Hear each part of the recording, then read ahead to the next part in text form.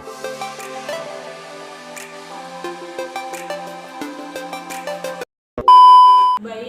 bismillahirrohmanirrohim. Assalamualaikum warahmatullahi wabarakatuh. Raditu billahi robba wa bil islami dina wa bi muhammadin nabiyya wa rasulah.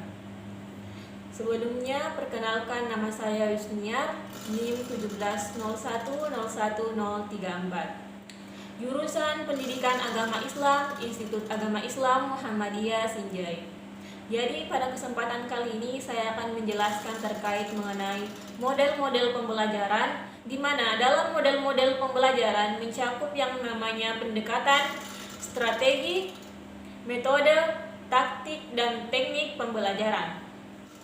Jadi yang pertama saya akan menjelaskan apa itu model pembelajaran.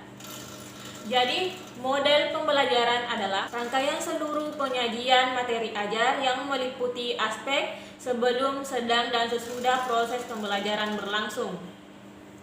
Atau dengan kata lain, model pembelajaran adalah sebuah rencana atau pola yang menjadi pedoman seorang pendidik dalam melakukan proses pembelajaran atau proses belajar mengajar.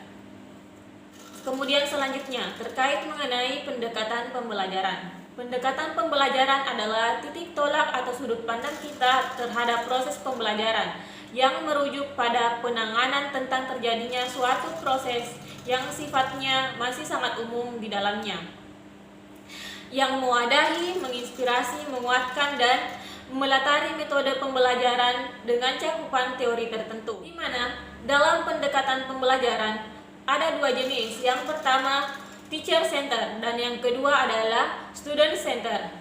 Teacher center atau dikenal dengan sifatnya berpusat kepada guru merupakan sebuah pendekatan di mana guru dituntut untuk lebih aktif dalam proses pembelajaran. Sebaliknya, student center atau pendekatan yang berpusat kepada siswa adalah sebuah pendekatan di mana peserta didik diharapkan untuk aktif dalam proses pembelajaran.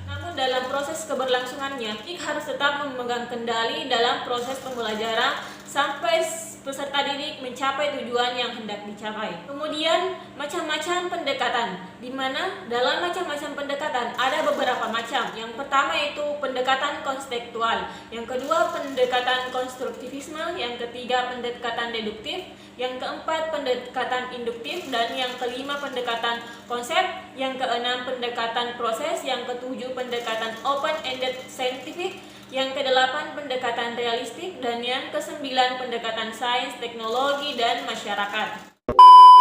Kemudian yang kedua terkait mengenai strategi pembelajaran. Strategi pembelajaran adalah pendekatan menyeluruh dalam suatu sistem pembelajaran yang berupa pedoman umum dan kerangka kegiatan untuk mencapai tujuan umum pembelajaran yang dijabarkan dari pandangan falsafah atau teori belajar tertentu. Menurut beberapa ahli seperti Kem menjelaskan bahwa strategi pembelajaran adalah suatu kegiatan pembelajaran yang harus dikerjakan guru dan peserta didik agar tujuan pembelajaran dapat dicapai secara efektif dan efisien. Macam-macam strategi pembelajaran yaitu ada beberapa. Yang pertama, strategi pembelajaran ekspositori, yang kedua strategi pembelajaran berbasis masalah, yang ketiga strategi pembelajaran konstektual, yang keempat strategi pembelajaran inquiry, yang kelima strategi peningkatan kemampuan berpikir, yang keenam strategi pembelajaran kooperatif, dan yang terakhir strategi pembelajaran efektif. Kemudian pengertian metode. Metode merupakan jalan atau cara yang ditempuh oleh seorang guru dalam mencapai sebuah proses atau tujuan pembelajaran. Kemudian menurut Ahmad Sabri bahwa metode pembelajaran adalah penyajian bahan pembelajaran yang digunakan oleh guru pada saat menyajikan bahan pelajaran, baik secara individual maupun kelompok. Di mana ada beberapa macam metode pembelajaran. Kesempatan kali ini saya hanya menyebutkan 5 yang umum digunakan, seperti metode demonstrasi untuk mencari jawaban dengan usaha sendiri berdasarkan fakta. Kemudian yang kedua, metode latihan drill adalah kegiatan belajar agar terampil. Yang kemudian yang ketiga, metode penugasan adalah tugas khusus untuk di luar jam pelajaran. Kemudian yang keempat, metode tanya jawab adalah adanya timbal balik antara peserta didik. Kemudian metode kerja kelompok adalah belajar bersama secara mendalam.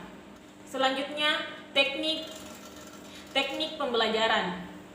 Teknik pembelajaran adalah suatu cara atau langkah teknis dalam pembelajaran. Istilah teknik pembelajaran didefinisikan sebagai cara mencapai suatu tujuan pembelajaran langsung dalam pelaksanaan pembelajaran pada saat itu. Contohnya, diskusi dengan peserta yang aktif akan berbeda dengan diskusi peserta yang pasif. Meskipun metodenya sama, yakni diskusi, tetapi tekniknya berbeda. Hal ini disesuaikan dengan keadaan dan kondisi serta kebutuhan siswa di dalam kelas. Kemudian taktik pembelajaran. Taktik pembelajaran adalah gaya seorang guru ataupun seseorang dalam melaksanakan metode atau teknik pembelajaran tertentu yang sifatnya individual.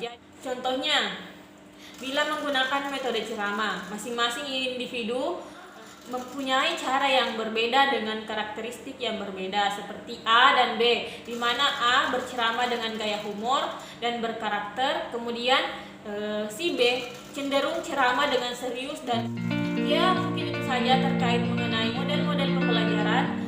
Terima kasih telah menonton video ini. Lebih dan kurangnya mohon dimaafkan. Billahi fisabilil haq, fastabiqul khairat.